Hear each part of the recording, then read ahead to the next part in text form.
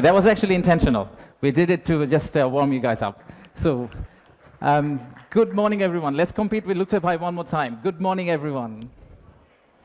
Thank you, thank you. Thank you for everyone for coming from such long distance. And we apologize for ones that we could not manage to give accommodation. We had exceptional level of interest for the summit, which is really great to see for us.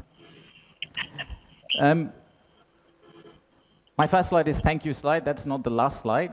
We just wanted to thank all of you for kindly coming and joining the summit. So the purpose of the summit is today, sitting in this forum, we would like to say that we are open for business, and we're really committed to win business from all of you. And to do that, we have already thrown 𝗥𝗶𝗴𝗵𝘁𝘀 at you, not literally, but verbally. We'll also throw a Nobel Prize winner at you. We'll do anything to make sure that we win business from you. But first, I would like to take you to future. Let's think about a movie, Back to the Future. Let's go into that set and imagine that we are in 2035. In 2035, how would Bangladesh look like? You'll all be here again. My successor is going to be here presenting. That will be the 10th investment conference for us.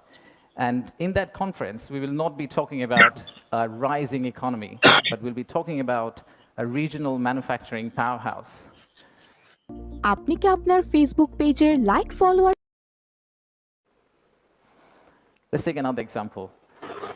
Our friends in National Board of Revenue helped us set up the authorized economic operator. It's essentially the green channel, or widely known as the green channel setup, where if you're a good customer, you are able to circumvent some of the custom checks and fast-track your process through the ports. That has been picked up as one of the biggest challenges that we have, the time it takes to go from your factory all the way to your customer. And finally, let me show you one more example of policy change. So as you all know, there are many government agencies. We also know there's private sector. The dialogue between private sector and government agencies has not necessarily always been the most collegial. So how do we break that apart? The first thing we need to do is to club the government agency into one. We need to show one face. We need to be one outfit for our customers, our investors, and then create a bridge between our private sector and the government of Bangladesh. So what we are planning to do is to set up a private sector advisory council that will actually counsel the head of state directly on a regular basis, essentially voicing the changes that they would want to drive the economy forward. So these are some of the examples of what we are planning to do. And if we are able to do that, we do believe that we will get to the end, the vision we have for 2035. Now, of course, there are many, many other factual reasons, statistics, tables, Excel files that I can share with you to tell you why you should invest in Bangladesh. In fact, the next slide will have a QR code which you can scan and download, which will have essentially this presentation. So you didn't have to take the photos of the presentation, by the way.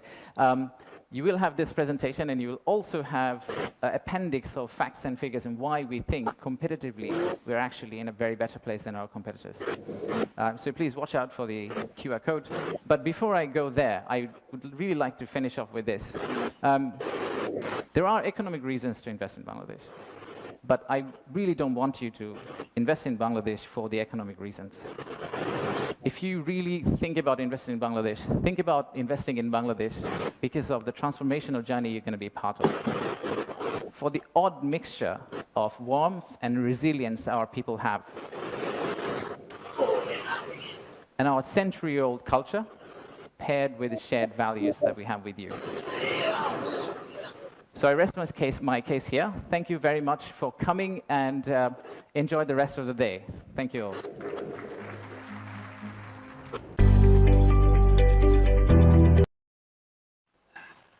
A country that's connecting east to the west, a bridge that connects Himalayas to Bay of Bengal, a manufacturing hub that is infested by global investors and local investors, who are now exporting to the rest of the world. That vision, that imagination is what's driving us today. But it all started actually about 8 months ago. So from the future, let's go back in time to August 5th, 2024. It's a personal story for almost all of us. Unfortunately, I was in Singapore in an investment banking trading room, but my family was here. My wife was on summer holidays. My brother, who came from Cambridge for summer holidays as well, they were all out on street as part of the protest. So at around noon Singapore time, I asked them, what's going on? What's happening in Dhaka? So what they did was they were part of a crowd. They looked forward, they took a selfie, a photo what's ahead of them, and they turned back and took another photo of what's behind them. So this first photo was what was ahead of them, and this one was what was behind them. So we need to digest exactly what happened at that time. The young population, the entire youth, was out on the street, demanding transparency, demanding opportunity, demanding democracy, demanding freedom of speech. And that's what has brought us here today.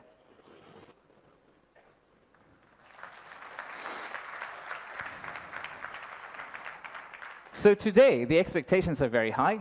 The young population of our country, they're global. Unlike us, they're used to tweeting, they're used to looking at TikTok and looking at Singapore and Bangkok, so they don't want Dhaka to be Dhaka 2.0. They actually want Dhaka to become Singapore and Bangkok in 5-10 years' time. So how do we get there? That's the expectation we have. How do we get to Singapore and Bangkok within 5-10 years? How do we unlock the energy that we got during the August Revolution? How do we harness that energy and convert it into employment generation and industrialization? The story for Bangladesh was always there. A lot of you already know about it. We have 180 million domestic market. We have a young population. Almost half of it is less than 25 years old. The middle and affluent class is about 35 million people, which is as big as the Malaysian total population. We have many, many other factors that has led to where we are today. And actually, I must say that there are companies who have been here for more than 100 years and have made exceptional returns compared to the global markets. So if you look at some of these companies who have actually operated in Bangladesh for a long, long time, the returns they have got in Bangladesh is actually significantly higher than the global average. And today, we also have a fantastic news that one of our own startups called ShopUp, the news came out about an hour ago in Bloomberg that the Saudi sovereign PIF, their investment arm called Sanabil Investments, they have actually co-led a round of $110 million along with Peter Thiel's Valor Ventures to invest in one of our own startup to go global. So let's give a big round of applause to ShopUp.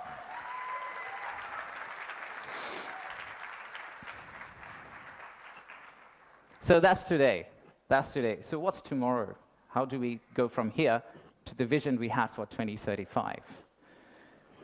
So this $180 million story, or 180 million people story, is not enough. I think we need to redefine market. We believe the market is actually much larger. When we talk about market, we should be talking about a much larger regional market which you could potentially serve out of Bangladesh. You set up your factory here, you export out to all these markets. At the same time, I would expect these markets to set up their factories and push it back to Bangladesh. Use the ports of Bangladesh and potentially export out to the rest of the world. So the narrative that we've had of why invest in Bangladesh is not really a domestic market 180 million story. It is a regional story and it's a global story. To further strengthen ourselves, we have decided to enhance our port capacity. In Chittagong area, what you see now, we are actually tripling that within the next few years, which is essentially allow this region to consider Bangladesh as one of the biggest logistical hubs. However, that's not all. we need to do a lot more. So at the beginning of interim government's period, we actually decided to talk to more than 200 CEOs and entrepreneurs who actually are doing business in Bangladesh today. And we wanted to understand how can we convert our critics into our ambassadors. They are the only ones who could potentially bring business for us. They are the only ones who, if they travel abroad and say Bangladesh is a great place for business, that's when we are likely to get more investment. So we divided all their complaints into two groups, or the solutions that came out of their complaints. The list of challenges are very long. It's from the earth to the moon and back.